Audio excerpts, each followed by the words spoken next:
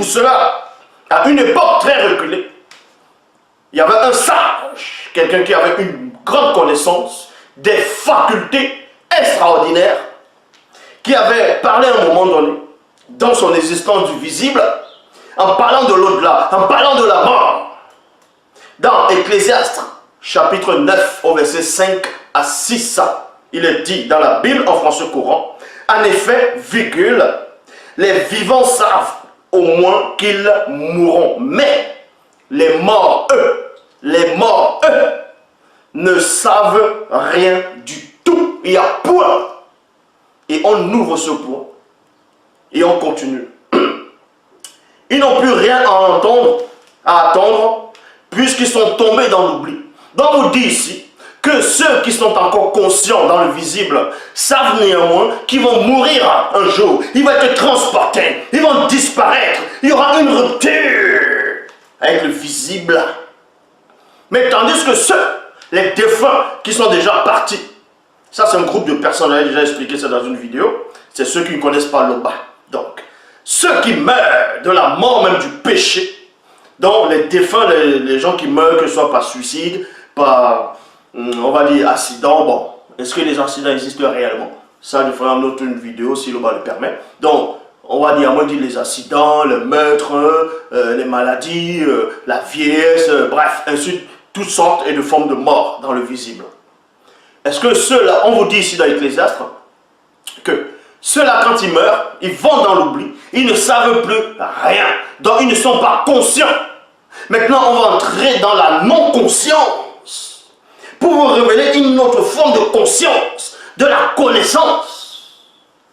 Donc je répète, Ecclésiaste chapitre 9, au verset 5 à 6, Bible en français courant. En effet, les vivants savent néanmoins qu'ils mourront, mais les morts, eux, ne savent rien du tout. Point. Ils n'ont plus rien à attendre, puisqu'ils sont tombés dans l'oubli. Leur amour dans tout ce que tu pourrais aimer dans le visible, que ce soit les femmes, les voitures, la richesse, les maisons, bref, la nourriture. Donc, leur amour, leur haine. Si tu haïssais tes voisins, si tu haïssais ton patron, si tu haïssais ta femme, si tu haïssais tes amis, si tu haïssais certaines personnes, on dit ici, là, leur haine, leur jalousie, donc même la jalousie, sont mortes avec eux. Et ils ne participeront plus jamais de tout ce qui arrive ici-bas, donc dans le visible. Est-ce que vous comprenez? Donc on dit ici là, que tous ceux qui meurent ne sont plus conscients du tout. Tous ceux qui meurent ne sont plus conscients. Ils ne sont plus conscients. En gros, c'est comme si tu n'avais jamais existé. Tu tombes dans l'oubli. Donc, ton esprit dans l'oubli, ton âme dans l'oubli, ton corps même ne ressent plus rien. Donc tu es éteint. Pap! Il n'y a plus d'énergie. C'est fini. Donc, dans Ecclésiaste, chapitre 9, au verset 10, Bible, parole de vie, le dit, car dans le monde des morts, où tu vas aller, virgule. Donc, cette personne ici, ce patriarche, ce sage ici, là, détenait une connaissance terrifiante. Mais lui, il a su ce qui se passait lors de la rupture. Il a su ce qui se passait dans le monde des morts. Il a su ce qui se passait dans l'au-delà. Qui c'est qui lui a révélé ce mystère? Est-ce qu'il allait dans le séjour des morts? Est-ce qu'il allait dans le monde des morts? Est-ce qu'il est mort? Il est revenu pour vous dire ce qui se passe là-bas, alors que la même personne dit que là-bas il n'y a pas de conscience. Et vous comprenez ici que c'est le Mundi, l'esprit, qui révèle ces choses. Est-ce que vous comprenez? Donc,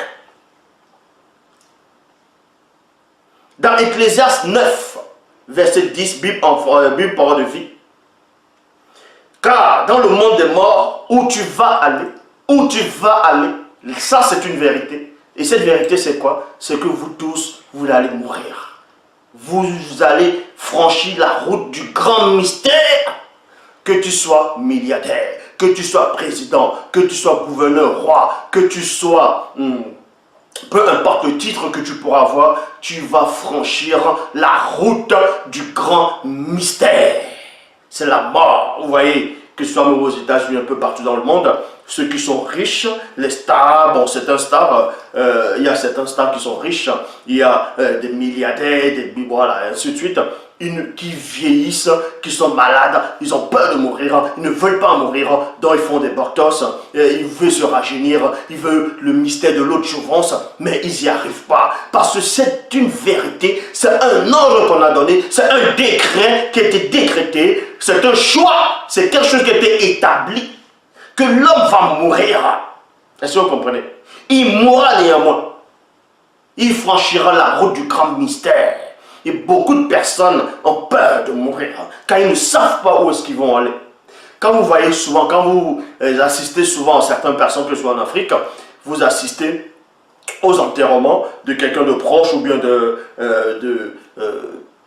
on vous a invité, quelqu'un que vous connaissez vous invitez parce que son papa, sa maman, sa soeur, son ami, bref, est décédé. Donc vous assistez à un enterrement, vous allez voir comment déjà il est dans le cercueil, on vous montre peut-être comment on met 2 cotons sur les narines. Bon, dans certains pays, on ne fait pas ça. Bon, on met le coton sur les narines, vous voyez le cadavre, il est là, tout raide. Un moment, on met dans la terre, les gens se mettent à crier, parce que cette mort-là, ça effraie. Beaucoup de gens ont peur de la mort, ont peur de ce qui tourne autour de la mort. C'est un mystère, c'est mystérieux pour eux. Ça les effraie. Parce que quand on met quelqu'un dans la terre, on commence à couvrir, vous voyez les mamans qui tombent, elles bougent les corps, elles bougent les corps, elles bougent les corps. Parce que les gens ne savent pas dire, ah, elle a en train de disparaître. Et les gens ont peur de ça, de cette notion-là. Les gens ont peur de ce décret. Les gens ont peur de cette ordonnance. Les gens ont peur de ce choix. Les gens ont peur de ce qui a été établi. Que l'homme va passer par cette route-là. Que l'homme va mourir. Donc peu importe qui tu es, que tu sois dictateur, que tu sois le président des présidents, peu importe ton titre, tu vas passer par la route du grand mystère. Mais vous devez néanmoins comprendre qu'il y a 2 routes qui mènent dans le monde des morts. Ou bien qui mènent dans l'au-delà. Il y a 2 passages, il y a 2 chemins. Ici, on vous présente le premier chemin. Le premier chemin, c'est quoi? C'est que c'est le passage bref de toute personne qui ne connaissent pas l'Oba. Ils vont emprunter ce chemin-là, mais dans l'état non conscient. Est-ce que vous comprenez? Dans l'état non conscient. C'est ce qu'on appelle d'abord la première mort. La séparation avec les siens. La séparation avec le visible.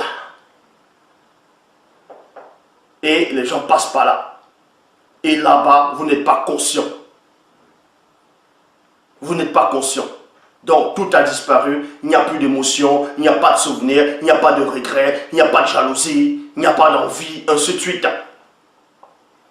Donc, comme j'ai dit, un peu partout, même plus en Afrique aussi, quand quelqu'un meurt, ça devient... les gens ont peur de la mort, de voir un cadavre. C'est effrayant. On va vous expliquer, si on le permet, pourquoi c'est effrayant pour beaucoup de personnes de voir l'aspect d'un cadavre. C'est repoussant. Pourquoi il y a eu ce repoussement-là? Qu'est-ce qui fait en sorte que quand tu vois un cadavre, quand tu vois un mort, ça te fait quelque chose à l'intérieur de toi, ou bien ça te repousse. On va donc expliquer ce phénomène-là, si l'Oba le permet. Donc, on vous dit ici, Ecclésiaste dit que dans le monde des morts où tu vas aller, parce qu'il te dit que tu vas aller, c'est une vérité. Cette vérité, c'est que tu iras. Mais par quel chemin? Par quel passage?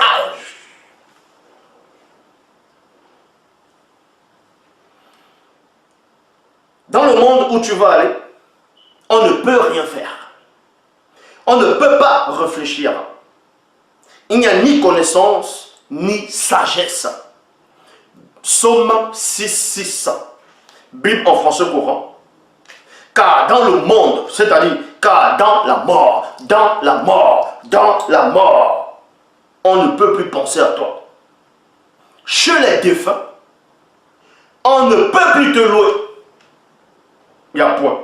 Traduction Louis II, il est dit, car celui qui meurt n'a plus ton souvenir. Qui te louera dans le séjour des morts? Point d'interrogation. Maintenant, d'où vient donc la doctrine qui veut que les défunts puissent être vus par les prochains, par leur connaissance? D'où est-ce que cette théorie-là vient? Ça vient d'où? Pourquoi les gens disent que, certes, les grands-mères mortes depuis, les papas, les frères, les sœurs, les femmes, ainsi de suite, ils arrivent néanmoins à avoir des morts qui viennent de l'au-delà, ils viennent dans la nuit, ils te parlent, et d'autres les donnent à manger, d'autres, on va expliquer ça en détail.